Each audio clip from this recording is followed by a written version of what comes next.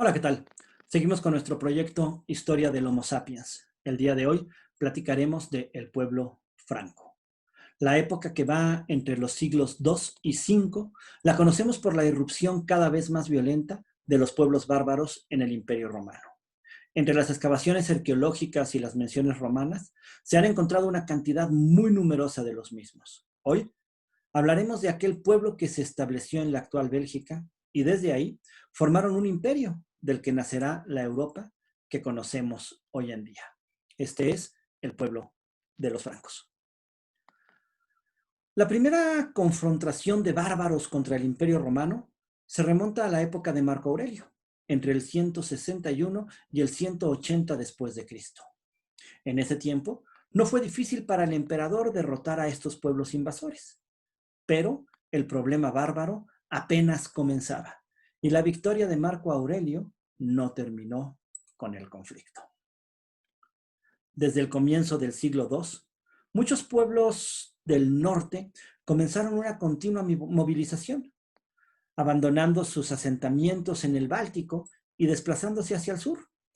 Su movilización a la vez empujó a otros pueblos que desde hacía tiempo estaban instalados en Germania. Y los límites del Imperio Romano comenzaron a sufrir una presión como nunca antes, haciendo estallar la estructura defensiva del imperio. Entre los años 276 y 278, los godos invadieron Dacia y Macedonia, mientras los francos y los alamanes devastaron la Galia, España e Italia del norte. Para el año 382, la situación de los bárbaros se ha vuelto incontenible y el emperador Teodosio se verá obligado a permitirles vivir dentro de los límites del Imperio Romano, establecidos en una figura que se llamó federati, figura que se refiere a un pueblo semi-independiente y autogobernado, establecido dentro de las fronteras del imperio, a cambio de jurar fidelidad al emperador y de colaborar con sus tropas a los ejércitos romanos.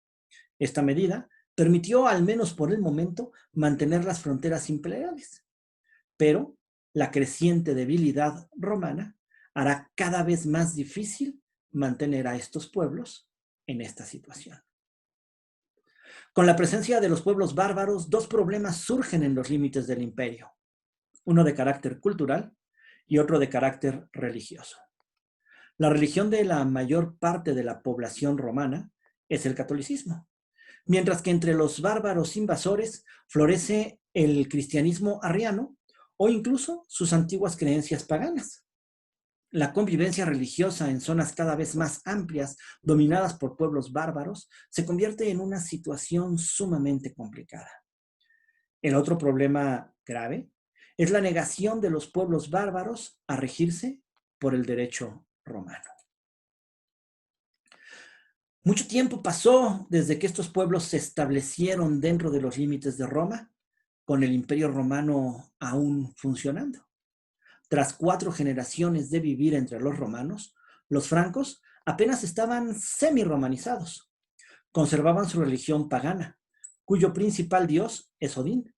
Hablaban latín y germano, y aunque les gustaba vivir con las comodidades romanas, se negaban a abandonar sus antiguas leyes y costumbres. Y continuaban con sus saqueos contra las poblaciones de Roma. Para estos señores de la guerra, el combate significaba su forma constante de vida. El rey era considerado el primero entre iguales y era el responsable de guiar a su pueblo en las batallas y de asegurarse continuamente de obtener nuevas y mejores tierras, así como esclavos y botines para repartir entre sus guerreros. La autoridad del rey en batalla era incuestionable, pero los soldados podían darle muerte si sus malas decisiones les llevaban a la derrota. Así que, si no eran llamados a la guerra, estos pueblos se convertían en un peligro permanente para la población de Roma, o se dedicaban a guerrear unos contra otros federati en busca de obtener algún botín para poder repartir. El título de rey entre estos pueblos era vitalicio, pero a la muerte del rey, la asamblea de guerreros elegía de entre ellos al nuevo soberano. Era tradición que si el anterior rey había desempeñado bien su papel, fuera uno de sus hijos el nuevo rey elegido. Pero la decisión final estaba en la asamblea y el título no era por derecho hereditario. Teóricamente, los francos servían al Imperio Romano y recibían órdenes imperiales por mediación de su rey. Un rey franco podía tener entre 7,000 y 15,000 soldados, que equivalían a la población total de hombres mayores de 15 años que existieran dentro de sus territorios. La primera figura real que conocemos de los francos unificados es un personaje llamado Pharamond.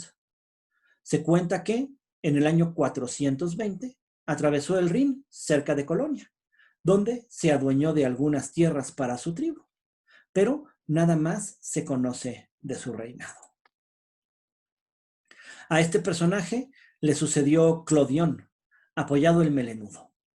Para los francos, una tupida cabellera era el símbolo del favor de los dioses y era indispensable portarla para ejercer el poder real. Él fue el responsable de conseguir una tierra permanente para su pueblo, estableciéndose en la actual Bélgica, desde donde se adueñaron también de una buena parte del norte de Francia. En el 448, Clodión fue derrotado en Arras por el general romano Aetio. Y así es como los francos fueron obligados a convertirse en federati. Pero también gracias a esto pudieron conservar la ciudad de Tournai, que desde entonces se convirtió en su capital. A Clodión le siguió Meroveo. Este es el héroe mítico de la primera dinastía franca.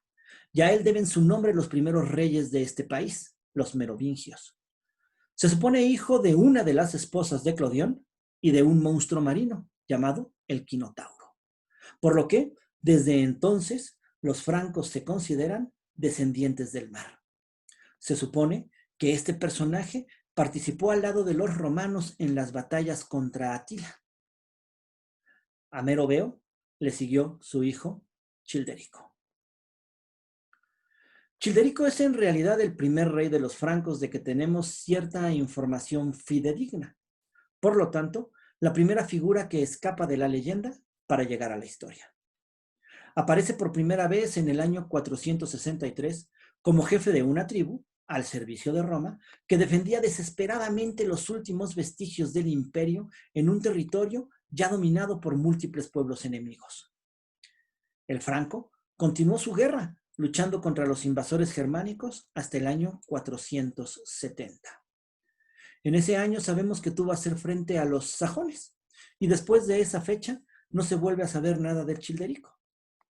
Lo que no cabe duda es que sus hijos continuaron su camino y combatieron por más tierras, pero ya en una Galia completamente libre del Imperio Romano. A la muerte del Childerico, los guerreros francos tendrán que viajar hacia el norte de Galia para jurar fidelidad a su hijo, Clodoveo, quien en ese momento tenía solo 16 años. Nadie hubiera sospechado en esas épocas que este joven guerrero transformaría por completo el destino del pueblo franco y de la totalidad de Europa. Para la muerte de Childerico, los pueblos bárbaros ya habían penetrado múltiples veces hasta la capital romana, causando en definitiva la caída del imperio. En la Alemania oriental, ahora se levantaba la antigua, en la Alemania oriental, donde se levantaba la antigua ciudad de Tolbiac, ahora los francos y los alemanes se disputaban los territorios y la supremacía del Rin. La batalla de Tolbiac tuvo lugar en el año 496. Clodoveo dirigía a sus tropas en una sangrienta contienda de la que muy pocas posibilidades tenían de salir victoriosos. Cuenta la leyenda que en la desesperación de la derrota, Clodoveo se sintió abandonado por Odín y rezó al rey cristiano, prometiendo su conversión a cambio de la victoria. Es en ese momento cuando un hacha milagrosa voló por los aires, dando muerte al rey de los alamanes, que se tuvieron que retirar, con esto obteniendo la milagrosa victoria para los francos. El resultado de la batalla de Tolbiac no solo cambió el destino de los francos. Tras esta batalla, Clodoveo fue el primer rey bárbaro que se convirtió al catolicismo. Aquello cambió el curso de la historia europea. La batalla de Tolbiac y el triunfo de Clodoveo, se interpretó durante la Edad Media como el triunfo del cristianismo sobre los dioses germanos. Clodoveo se transformó en la leyenda del rey cristiano medieval. Bajo su liderazgo, el pequeño reino franco de su padre Chelderico se transformó en un gran imperio. Tras el triunfo de Tolbiac, Clodoveo se acercó al obispo Remigio. En este tiempo, los obispos mantenían un elevado estatus a la sombra del imperio. El coqueteo de Clodoveo con el obispo tiene una lógica muy especial. El cristianismo mantenía el poder y el simbolismo de la alianza con el emperador de Oriente. Los obispos eran respetados por la población romana y los bárbaros invasores seguían siendo vistos como reyes extranjeros. La unión del poder del rey franco con los poderes cristianos eran el camino más lógico para lograr imponer un reino permanente.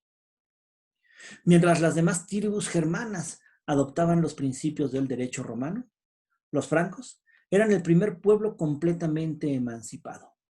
Clodoveo mandó escribir su propio código de leyes, donde aparece por primera vez el derecho real a dejar sus dominios en herencia para sus hijos. Derecho que muy pronto empezarían a adquirir los demás reyes francos, por supuesto. Además, esta ley sitúa por primera vez también al rey por encima de todas las leyes. Así que fue Clodoveo el primer rey europeo con poder absoluto sobre sus súbditos y con un cargo hereditario para repartir entre sus hijos. Por primera vez, los territorios del reino se consideraban patrimonio del rey. Fue Clodoveo el personaje que llevó el cristianismo a una enorme región europea. Fue Clodoveo el primer rey que mantuvo una alianza con el papado para imponer la religión católica a inmensos territorios. Fue este personaje el que cambió el rumbo de Europa y transformó el viejo continente del Imperio Romano en el continente con una geografía muy similar a la que conocemos hoy en día. Esto es todo por hoy. Si te gustó esta cápsula, por favor, no olvides compartirla, darle like y suscríbete a nuestro canal. Gracias y nos vemos hasta la próxima.